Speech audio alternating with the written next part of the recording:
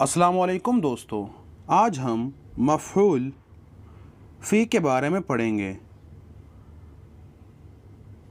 तो मफ़ऊल फ़ी किसे कहते हैं? मफ़ऊल फ़ी वो इसम है जो बतक़दीर फ़ी मंसूब हो और वक़ूए फ़ेल का वक्त या जगह बताने के लिए ज़िक्र किया जाए।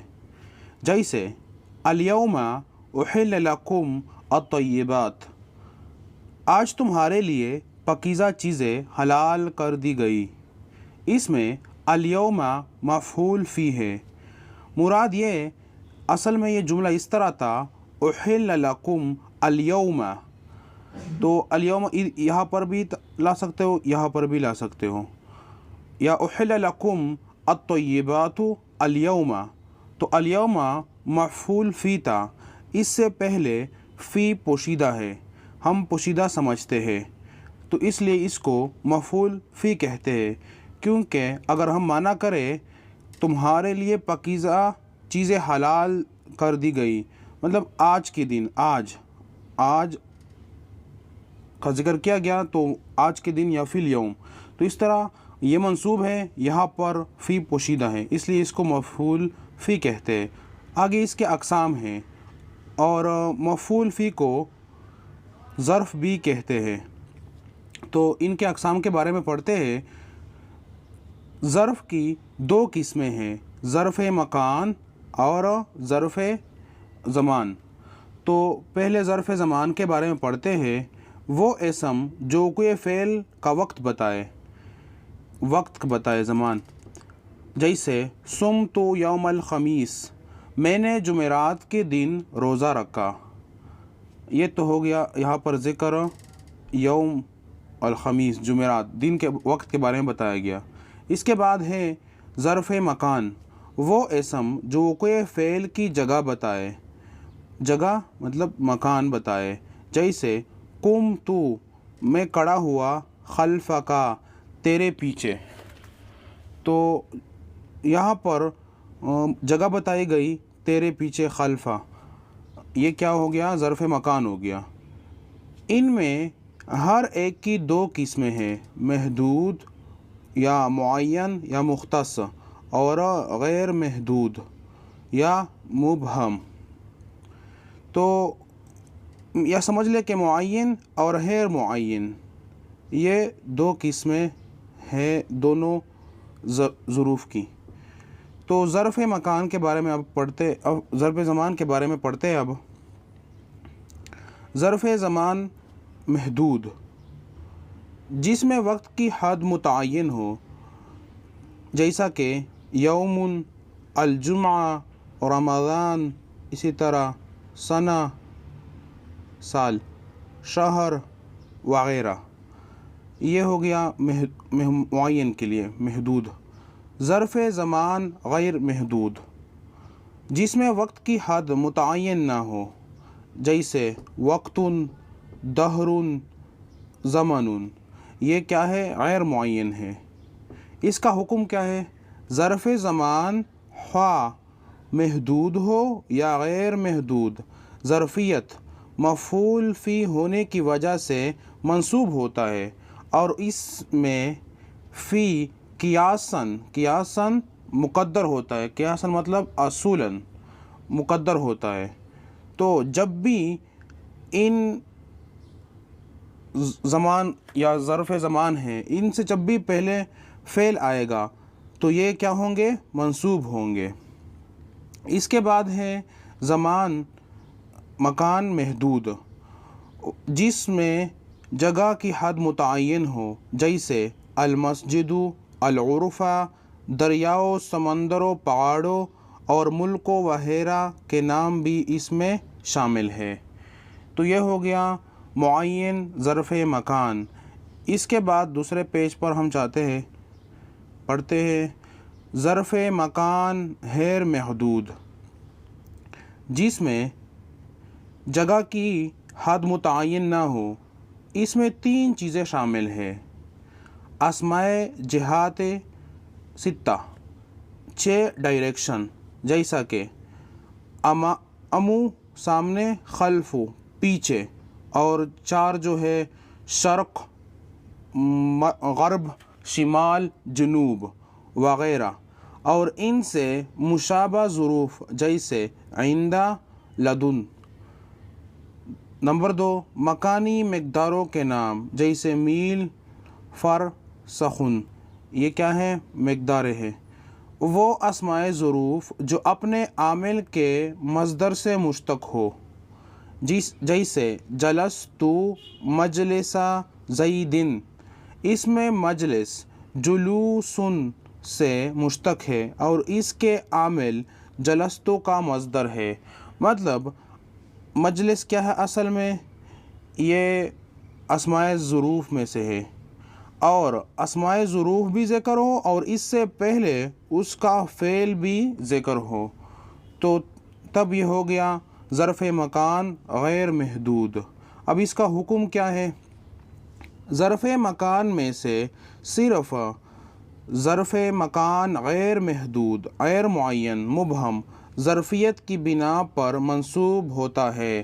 مطلب جب بھی ظرف مکان میں سے یہ جتنے بھی ظرف مکان غیر محدود ہیں، ان میں سے جب بھی اس سے پہلے فعل آئے گا تو یہ منصوب ہوں گے، جبکہ ظرف مکان محدود جو ہم نے پڑھا المسجد، الغرفہ میں فی کو ذکر کرنا ضروری ہے، جیسے جلست فی المسجد، میں مسجد میں بیٹھا۔ اب اس کی ایکسیپشن بھی ہے، وہ ہم دیکھتے ہیں۔ ایکسیپشن کیا ہے؟ اگر فعل دخلا، سکنا اور نزلہ ہو تو فی کو حذف کرنا، ڈیلیٹ کرنا یا پوشیدہ رکھنا جائز ہے۔ لَتَدْخُلَنَّ الْمَسْجِدَ الْحَرَامَ، تم ضرور مسجد حرام میں داخل ہوں گے۔ یہاں پر کیا ہے؟ ہم نے پڑھا نا کہ مسجد جو ہے وہ محدود میں سے ہے، تو اس سے پہلے فی کا ذکر کرنا کیا ہے؟ ضروری ہے۔ لیکن جب فعل دخلا ہو اور سکنا ہو اور نزلہ ہو، ان تین فعلوں کے بعد اگر ظرف مکان محدود یا معین آ جائے تب فی کو پوشیدہ رکھنا، حذف کرنا جائز ہے۔ اب ہم کرتے ہیں ترکیب، جو ہم نے جملہ پڑھا اس کا ہم ترکیب کرتے ہیں۔ الیوم احل لکم الطیبات، تو لفظی تحلیل یہ بھی ضروری ہے، علم میں اضافہ کر دیتا ہے۔ الیوم یہ مفعول فی منصوب ہے، نصب کی علامت فتحہ ظاہرہ ہے۔ احل فعل ماضی مجہول مبنی بر فتح، لام کیا ہے؟ حرف جار، کم کیا ہے؟ ضمیر مبنی بر سکون ہے، محلن مجرور ہے۔ الطیبات نائب الفاعل مرفوع ہے، رفع کی علامت ضمہ ظاہرہ ہے۔ ترکیب کرتے ہیں ہم۔ الیوم کیا ہے؟ مفعول فی ہے، اس کو متقدم کر دیا گیا ہے۔ احل کیا ہے؟ فعل مجہول ہے۔ الطیبات نائب الفاعل ہے۔ لکم جار مجرور، احل فعل کے متعلق ہے۔ فعل اپنے نائب الفاعل، مفعول فی اور متعلق سے مل کر جملہ فعلیہ خبریہ ہوا۔ تو یہ ہم نے اس جملے کا ترکیب کر لیا۔ اب آگے بڑھتے ہیں، کچھ مزید جملے ہیں وہ ہم سمجھتے ہیں۔ مفعول فی کی تعریف تو آسان ہے، وہ ہم نے پڑھ بھی لیا۔ وہ اسم جس میں فعل مذکورہ واقع ہو اور اس کو ظرف کہتے ہیں۔ مطلب یہ کہ جو فعل مذکورہ ہے اس کا زمانے میں یا مکان میں واقع ہونا بتائے تو ظرف، اس کو ظرف بھی کہتے ہیں، اور دو قسمیں ہیں، ظرف زمان، ظرف مکان۔ ظرف زمان کون سے ہے؟ جس طرح مساء، لیلاً، یوماً، غداً، بکرةً، نہاراً، دہراً، ثانیةً، دقیقةً۔ تو یہ ہو گئے ظرف زمان، اس کے بعد ہے ظرف مکان کے کچھ مثالیں، یہ جگہ کو بتاتے ہیں۔ فوق، تحت، مع، قدام، امام، عند، خلف، قبل، بعد۔ اس کے بعد ہے چند جملے مفعول فی کے ظرف مکان اور ظرف زمان دونوں کے۔ تو یہاں پر ہے دخلت المسجد، ہم نے پڑھا تھا کہ المسجد جو ہے یہ ظرف مکان محدود میں سے ہے، معین میں سے ہے، لیکن اور اس سے پہلے فی کا ذکر کرنا ضروری ہے، لیکن ایکسیپشن ہے، جب دخلہ ہو، سکنہ ہو اور نزلہ ہو تو فی کا محذوف رکھنا، حذف کرنا جائز ہے۔ سیکنڈ مثال جو ہے ناصر جالس امام المعلم۔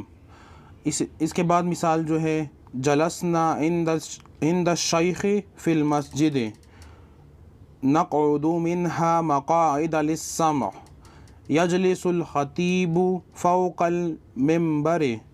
اس کے بعد سعید قائم امام الشیخ۔ تو جو لائٹ یلو کلر کے ہے یہ کیا ہے؟ یہ مفعول فی ہے۔ اس کے بعد ظرف زمان کے بارے میں جو ظرف زمان کی مثالیں ہیں وہ پڑھتے ہیں۔ نصرت زیدا یوم الخمیس، ذهبوا عشاء، قرأ زید یوم السبت، یوم ينفخ فی الصور، لقیت زیدا یوم الجمعۃ، ذهب زید صباحا۔ تو اس میں زمانے کا، وقت کا ذکر کیا گیا ہے اور اس میں جگہ کا، مکان کا ذکر کیا گیا ہے۔ تو یہ مفعول فی کے مثالیں ہو گئے، اور انشاءاللہ نیکسٹ ویڈیو میں حال اور تمیز کے بارے میں پڑھیں گے۔ تو اگر کوئی مسئلہ ہو تو کمنٹ میں بتا سکتے ہو۔ والسلام۔